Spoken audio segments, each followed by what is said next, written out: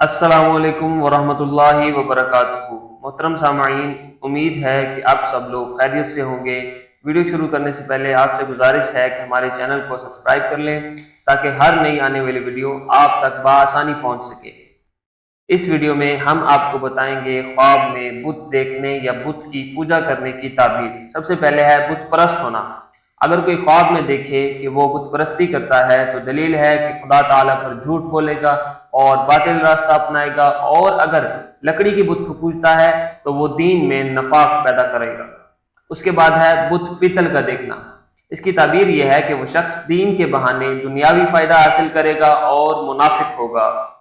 اس کے بعد ہے بت تراش بننا۔ اس خواب کی تعبیر یہ ہے کہ وہ شخص کافروں کا ہم نوا ہوگا یا عورتوں پر جان دے گا، یعنی بدمعاش اور کافر ہوگا۔ آگے ہے بت توڑنا۔ اگر کوئی شخص خواب میں بت کو توڑے تو اس کی تعبیر یہ ہے کہ وہ شخص کفر اور شرک کو ختم کرے گا، اسلام پھیلائے گا اور دین کو زندہ کرے گا۔ بت جواہرات کا دیکھنا۔ اگر کوئی شخص خواب میں جواہرات کا بت دیکھے تو یہ اس کے لیے باعث کامیابی ہے، عزت اور مرتبہ بلند ہوگا اور عورت وفادار ملے گی۔ اس کے بعد ہے بت دیکھنا۔ اگر کوئی شخص خواب میں سادہ بت دیکھے تو وہ شخص بے دین ہوگا اور کسی کافر عورت سے محبت کرے گا۔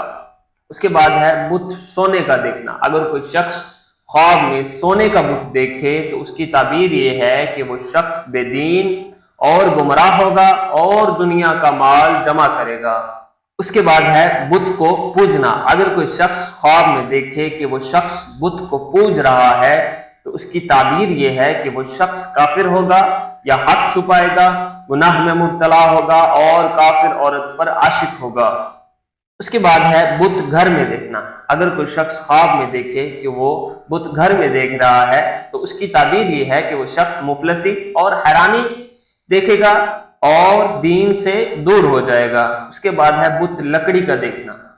اس کی تعبیر یہ ہے کہ وہ شخص افلاس اور تنگی اٹھائے گا، بدنیت ہوگا، کمچور ہوگا۔ اگر لکڑی کے بت کو پوجتا ہے تو دین میں نفاق پیدا کرنے کی دلیل ہے۔